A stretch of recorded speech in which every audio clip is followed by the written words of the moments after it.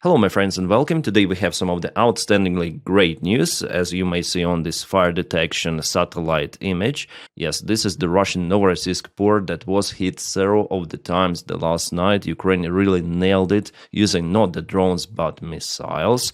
What kind of? We're gonna speak in this video. But also going to touch the negative aspect of the last night because Russia launched the record strike on Kiev city in particular.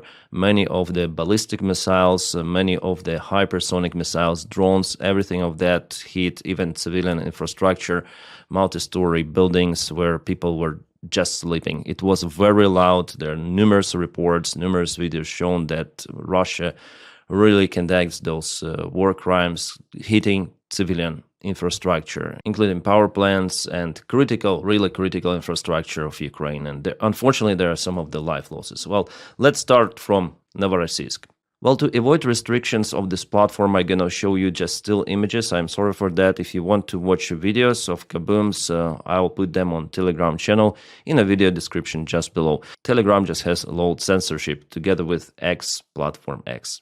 Twitter. So here is definitely a kaboom of the Russian oil infrastructure. This is the biggest Russian oil port in the Black Sea, Novorossiysk. The second biggest is Tuapse, that was already hit several of the times by Ukraine, including drone boat attacks. Well, here Ukraine used very devastating missiles. And just look at the scale of this kaboom. Those are, I think, 3-story buildings or something like that. This is some of the construction site in the front. And on the background, just look at this mushroom. It is huge. I usually follow this channel Supernova Plus. They have a great analysis of the Russian channels and they publish the visual information. And look at the scale. This is the town itself. This is the mountain on the background, some of the clouds coming. At least 2 of the big strikes happen in that oil facility, basically oil port for the Russian tankers. Well, not just Russians, but it is widely used by the Russian shadow oil fleet. Locals filmed it from multiple of the angles and everything out there is on fire. The place was geolocated by our OSINTs and let's check out the Google map itself. I want to show you the facility. So this is Crimea, Black Sea, and this is port of Novorossiysk, and the facility itself is over here. The infrastructure belongs to the Transneft, so 3.1 reviews, not many. A large organization that doesn't even know what traffic rules are. Everyone parks their cars however they want. Well, I think it's one of the list of their problems they encounter. Our poor nature, what hasn't it suffered? What? Well, that's the translation. It's beautiful here. Yeah, I agree. Now it is very, very beautiful. This comment really underlines what happened the last night. So the oil tankers dock to those oil lines. They're being refilled and they go to trade Russian oil elsewhere. That's how this oil facility looks like. So the tanks actually buried underground. You can see, yeah? So the structure comes underground here on top, but mainly protected. However, those pipes are exposed and the oil goes to the port infrastructure using those pipes. Not any longer, it seems like. And as it's been reported, Russian Black Sea port of Novorossiysk suspends oil exports after Ukrainian drone attack, sources say. So the damage was so significant that facility is physically unable to process oil any longer, and it might take few months to restore the capabilities of this enterprise. At least some of the sources familiar with the company management tell about it. Devastations are crazy. It's not the regular drone strike because Ukraine used cruise missiles. No, not Flamingo. Neptune. And Ukraine already published the video. This is the launcher of Neptune cruise missile. We're speaking about not regular Neptune, but the long modification of this very capable missile. Compared to Flamingo, it is capable. As I say to you, Flamingo probably was used the night before to hit a Russian Oryol power plant. It was a successful strike. Well, maybe partially successful, because today I have the confirmation that after all, Russia shut down one of the missiles. Well, missile itself is very huge. I mean, Flamingo. Neptune is a very small, nimble, but still capable to carry significant payload, well, at least more than a drone, and it's actually very hard to intercept Neptune. Neptune is a legendary missile, which was used in many of the occasions. The most famous one is the Russian Moskva ship, of course, which was downed by classical Neptune. Also, Neptunes were used to hit Russian Psyche airfield, which is located right at the shore of the Black Sea. It happened in 2022, as far as I remember. Well, Ukraine improved missile, and now it has the long-range modification. Really capable, may fly not just over water but also over the ground. But in this case, those missiles traveled over the water surface because it's more or less safe. The long Neptune looks like that. It was presented a few months ago on some sort of the exhibition. Additional fuel tanks to increase the range, and there is the jet engine inside that propels this missile. Well, allegedly Flamingo has 3 times longer range, but it has never been used on that long range. And I already told in my previous videos that if Ukraine really needs to hit something precisely and with almost 100% guarantee, Neptune is good to go. Flamingo, still, it is not that capable, it is wet, and hopefully Ukraine will be able to modernize that missile, but there are some of the physical parameters, like for example size of the missile, which makes it less capable and more visible for Russian air defense systems compared to Neptune. Neptune is similar to Tomahawk. If you speak about the ray deflection surface, so this missile is not that visible, and we have the proof that Russians didn't see this missile, even though Russia deployed their S-400 systems to protect Novorossiysk port, because it's very important for Russia. But nevertheless, Ukraine hit not just the port infrastructure, but also Russian air defense systems, S-400, and numerous of those, it seems like, were kaboomed. Let's watch the video. Yeah, this is the video. Again, I take it from the Supernova Plus, one of the best channels out there for immediate gaining the access to the video photo information coming right from the eyewitnesses. Sorry, I cannot play it, but I'll share it on my Telegram, as I say to you. And there you can see a very huge kaboom and those sparks flying all around.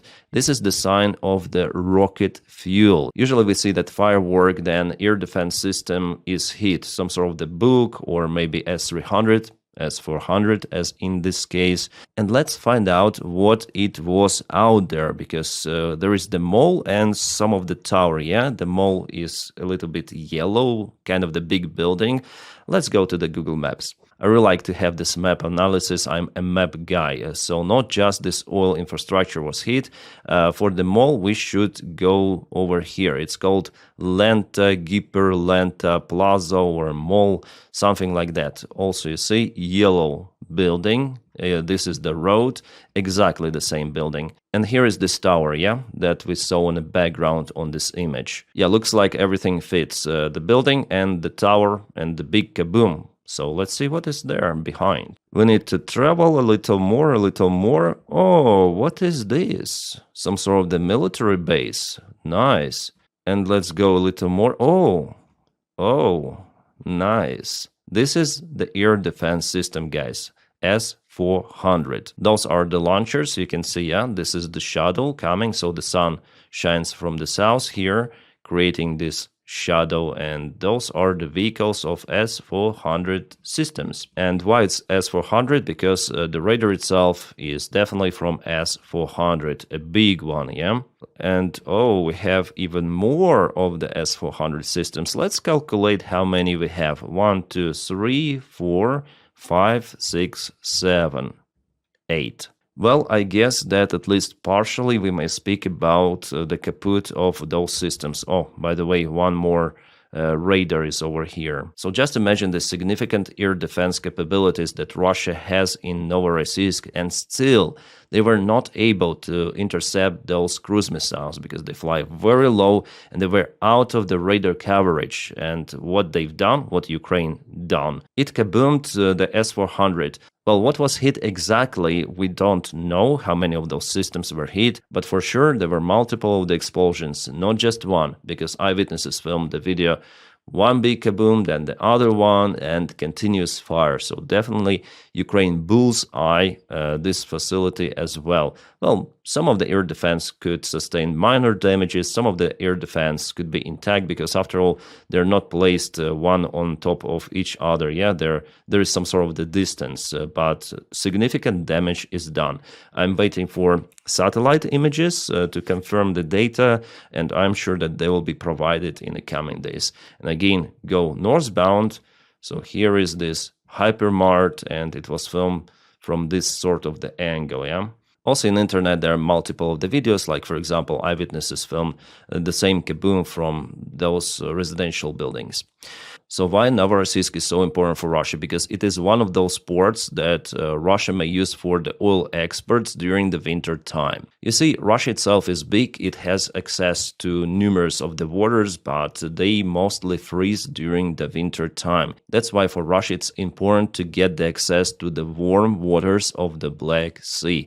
There are multiple of the countries in the world which are way smaller than Russia, but they have better port infrastructure, better water access than Russia. It's actually a very terrible geographic thing for Russia that it is so huge but has just a few of the ports for exports, and it is one of the crucial for that thing. So kinetic sanctions against the Russian oil have been applied. Ukraine is very serious hitting Novorossiysk. Ukraine is also very serious hitting the second largest port in the Black Sea, Tuapse. There were already 3 of the drone strikes on this facility hitting this pipeline, and also, I guess, this one too.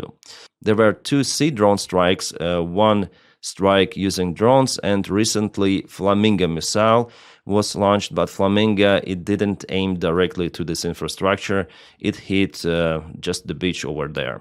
So as I say to you, Flamingo is still in lack of the precision. So for this reason, Neptune is way better, but Neptune is also more expensive cruise missile for Ukraine, and Ukraine is in lack of capabilities still to produce Neptune massively as Flamingo, for example. And just a couple of words about the recent corruption scandal in Ukraine. I have to say about it because Mindich was also allegedly connected to the Firepoint company, which is producing FP1 drones, FP2 drones, and FP5 Flamingo. And that Firepoint company obtained the biggest amount of the funding from Ukrainian government to produce drones and missiles. And now it seems like NABU is interested in that company too.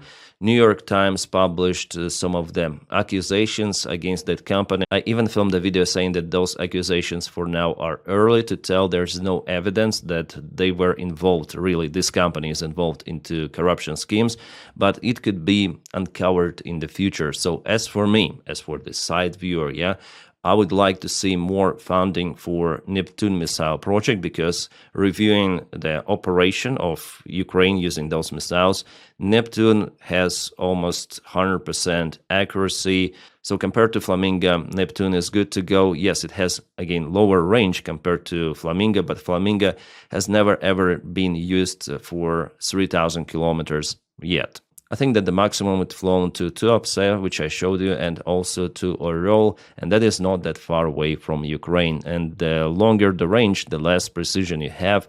And if there is not so good precision at this shorter distance, it means that something should be done to improve missile capabilities. I am saying about it, then I speak about Flamingo. And this video is published from Orel the day before yesterday. Here, unfortunately, they shut down one of the Flamingo missiles, as I said to you, because of the size of it. It is well recognized by the Russian air defense, and Russians may shut it down. Those are the debris falling from the skies, but still, some of the missiles at least, maybe 1 or 2, they hit the local power plant. Totally 3 were launched that night from Ukraine. As for the launcher vehicle, you can see that before it was way bigger with the classical Neptune, and this one is more nimble. This launcher is also in lack of this control room, maybe it goes separately. And also it could be that this one may carry 4 Neptunes and this maybe less. Oh, we have the morning images coming from Saratov, where Saratov oil refinery is located. It was hit, by the way, 2 days ago, and now the smoke comes from the same facility somewhere. Well, definitely Ukraine last night was very serious with its strikes on Russia and Russian-controlled territory also of Donetsk Oblast. Yeah, this is Donetsk, and locals report about several of the kabooms happening in some of the areas. It's hard to tell what was hit there because we don't have lots of the information coming from those occupied regions. Maybe because of the censorship, I'm gonna monitor the situation and tell you maybe with next update what definitely was hit. And now about the strike on Ukraine, it was one of the record ones if we speak just about the Kiev city. Hundreds of drones and dozens of missiles were launched by Russia. It was happening simultaneously with the Ukrainian strike on Novorossiysk, so it's hard to tell who respond for what. I think that Ukraine planned the strike on Novorossiysk well before, at least a few days before, and that was successful. Well, Russia, if they really want to aim towards civilian infrastructure, they are successful too, because multiple of the buildings were hit. By the time Ukraine hits Russian logistics, Russian sources for income, Russia just continued to terrorize Ukraine. For example, this multi-story residential building, but it's not the only one that was hit. Yesterday there was the fire.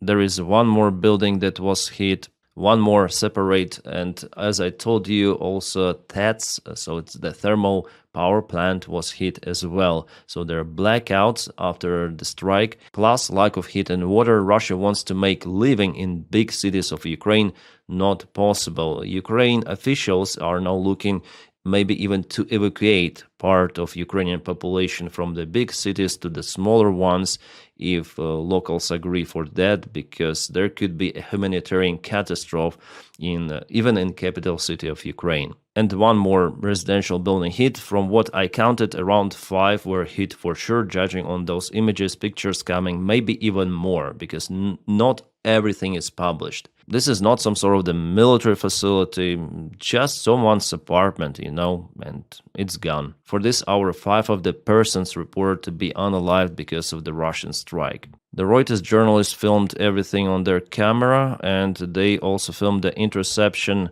of the Russian Iskander ballistic missile. It was intercepted by Patriot system. And that's the booster engine of the Patriot that also was found somewhere in Kiev. So by the time living in Ukraine is getting harder for average Ukrainians, Donald Trump, according to the Washington Post, is looking to deport Ukrainians back home or to the countries as Poland, according to this article. Trump administration preparing to deport Ukrainians despite fears of conscription. Not just conscription, but the fear of the war, because many of the people who are now on the U4U program, United for Ukraine, in the United States, they're actually in a very terrible state because they don't know what to do. Their program mainly is not being extended, and also they left their homes in the eastern part of Ukraine as well. Those homes are being occupied by Russians, destroyed by the war. So where Donald Trump wants to send those people? Because even in Kiev, as you saw, it is very dangerous for Ukrainians. Plus, how can you imagine this life for normal person without water, electricity, without heat during the winter time? There could be temperatures down to -15, sometimes -20. Especially in January, those temperatures could be very cold. So that is what Russia is doing. They want to make living in Ukraine not possible, well, at least in the big cities. But Trump absolutely doesn't care about this humanitarian stuff. For him, those Ukrainians are pain in the ass, probably, because mainly they are not supporting Trump's policy. Like, for example, me, and I think most of the Ukrainians, they don't like Donald Trump.